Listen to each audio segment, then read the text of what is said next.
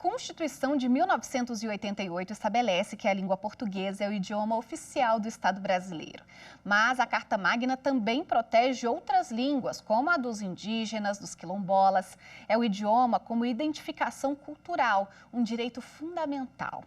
Mas a diversidade linguística está ameaçada. Estimativas da ONU apontam que até o ano de 2050, um terço das línguas faladas no mundo deverão ser extintas.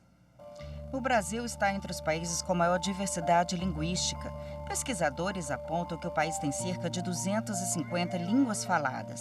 Línguas indígenas, de migração, de comunidades quilombolas, ciganas, língua brasileira de sinais. Constituição Federal. Elas expressam visões de mundo, valores, significados fundamentais para a história e a entidade desses grupos. O direito linguístico ganha força no ordenamento jurídico, com a Declaração Universal dos Direitos Linguísticos de 1996. Mas antes disso, ganhou proteção da Constituição de 1988. O artigo 13 estabelece que a língua portuguesa é o idioma oficial do Brasil. Mas o artigo 220 também assegura às comunidades indígenas a utilização de suas línguas maternas e processos próprios de aprendizagem. Além da proteção à língua indígena, ao longo de inúmeros artigos, a Carta Magna reconhece a proteção dos costumes e tradições de outras comunidades. Mas ainda assim, muitas de nossas línguas estão ameaçadas de extinção. Com o desaparecimento do idioma, perdemos em cultura, lendas, conhecimento ancestral. É o que aponta essa professora do Departamento de Linguística da Universidade de Brasília. A língua é a própria vida do povo. É por isso que os povos lutam para que a língua que ainda conseguem ter, ela seja fortalecida, porque sem a nossa língua nós perdemos a nossa visão social, nós perdemos a nossa cosmovisão, nós perdemos a nossa forma de ver o mundo na perspectiva de cada povo. O tema já vem sendo discutido há alguns anos dentro de estudos linguísticos da antropologia e da sociologia e vem ganhando cada vez mais força e proteção no ordenamento jurídico brasileiro. A professora chama atenção para os desafios que devem ser enfrentados, a conscientização para que as línguas continuem a existir. Precisamos do apoio do Estado para que continue esse processo, como na produção de materiais didáticos, como na ajuda com parcerias institucionais para a atualização das línguas, com parcerias institucionais para que nós possamos ter os professores formados nas línguas indígenas. Morepenã, Zaron, Jacuditá. Muito obrigado a todos e é muito importante a justiça na comunidade.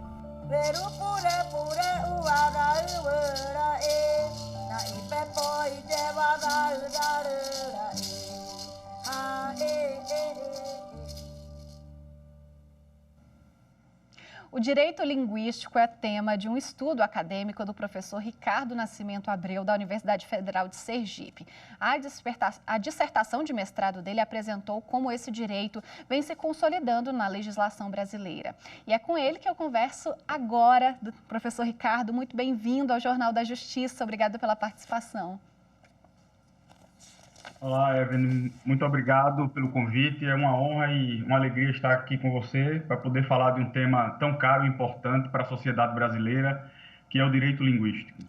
Quando a gente fala de direito linguístico, né, a gente fala também de quantidades. Quantos idiomas são falados hoje no Brasil, né, que a gente tem uma população extensa? Evelyn, veja, pela falta de um censo linguístico que ainda não temos, nós temos uma estimativa que hoje no Brasil se falam algo em torno de 250 a 300 línguas. Nesse conjunto de línguas, nós vamos encontrar aí línguas autóctones, língua dos povos tradicionais, dos nossos indígenas, línguas de grupos de imigrantes que vieram aqui para o Brasil ao longo dos séculos, principalmente dos séculos 19 e 20, a língua brasileira de sinais e outras línguas de sinais que também são faladas. E no nosso passado recente, nós começamos a receber algumas levas de imigrantes, refugiados, algumas imigrações contemporâneas que também trouxeram novas línguas aqui para o território nacional. Nós somos, de fato, uma das nações mais plurilingües do planeta Terra. E todas essas línguas, elas são protegidas pela Constituição Federal da mesma forma? Como está isso no nosso ordenamento jurídico? Evelyn, infelizmente não. Nós temos que a Constituição tem uma proteção muito alta quando o assunto é a língua oficial, que é a língua portuguesa. Nós temos um processo de nacionalização das línguas indígenas, ainda que de forma inacabada, porque a Constituição cita de forma expressa o direito desses grupos indígenas de serem educados nas suas línguas e utilizarem as suas línguas para os seus processos próprios de aprendizagem e para suas questões culturais, etc. Mas não há, em legislação infraconstitucional, nada que aponte especificamente outras proteções que os indígenas possuem para utilizar as suas línguas, tanto em situações formais quanto informais, e possam usufruir dos direitos de cidadania nas suas línguas. Nós estamos avançando pouco a pouco. Recentemente, o STF editou uma resolução que dá ao indígena brasileiro hoje o direito de prestar depoimento, ou seja, o direito de se apresentar em juízo na sua própria língua. Até pouco tempo atrás, era uma decisão dos juízes. Observado o caso concreto, decidir se o indígena dominava ou não a língua portuguesa. E não se pensava, por exemplo, em que grau esse domínio acontecia. Então, imagine você a dificuldade que alguns indígenas possuíam de prestar depoimento sobre temas sensíveis, às vezes em matéria penal, às vezes em matéria criminal, em matéria civil. Mas hoje evoluímos um pouco nesse sentido, já temos uma resolução do Conselho Nacional de Justiça que faculta ao indígena escolher em qual idioma ele vai se apresentar em juízo, se será na língua portuguesa, caso ele domine, ou na sua língua materna. Como podemos fazer nós, como sociedade, para continuar incentivando a proteção dessas diversas línguas hoje no Brasil? Essa pergunta é uma pergunta bem complexa, né? E que, de fato, linguistas, antropólogos, juristas, sociólogos vêm se debruçando há algum tempo. Algumas coisas nós já concluímos. Por exemplo, é mandatório, é fundamental que, em matéria de línguas indígenas, em matérias de línguas tradicionais, e aqui eu acrescento também as línguas das comunidades ciganas no Brasil, é importante que o Estado brasileiro pergunte à comunidade, entre em contato com a comunidade, antes de criar e implementar políticas linguísticas que possam criar efeitos colaterais nessas línguas.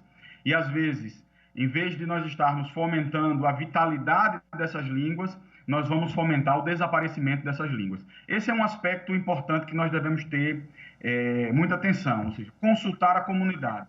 Uma outra questão que se impõe como fundamental é que o Estado brasileiro entenda que toda política pública, independentemente da área que ela foi criada, uma política pública de segurança, uma política de saúde, uma política de educação, ela tem impacto nas comunidades linguísticas.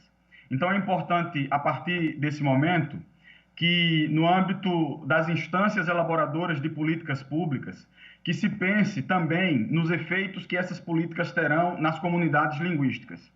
Então, nós temos aí a possibilidade de fomentarmos, através de políticas públicas paralelas, como eu falei aqui, políticas de saúde, de educação, de segurança pública, de trabalho. Nós temos condições de fomentar a vitalidade das línguas e que, da mesma forma, se não forem observados alguns protocolos, se não forem tomados alguns cuidados, essas políticas vão gerar um efeito contrário, um efeito de erosão, um efeito de enfraquecimento dessas línguas e a aceleração do desaparecimento dessas línguas no Brasil. Perfeito, professor. Muito obrigada pela participação no Jornal da Justiça. Eu que agradeço, e aqui agradeço em nome de todas as comunidades linguísticas minoritárias do nosso país. Muito obrigado. Obrigada.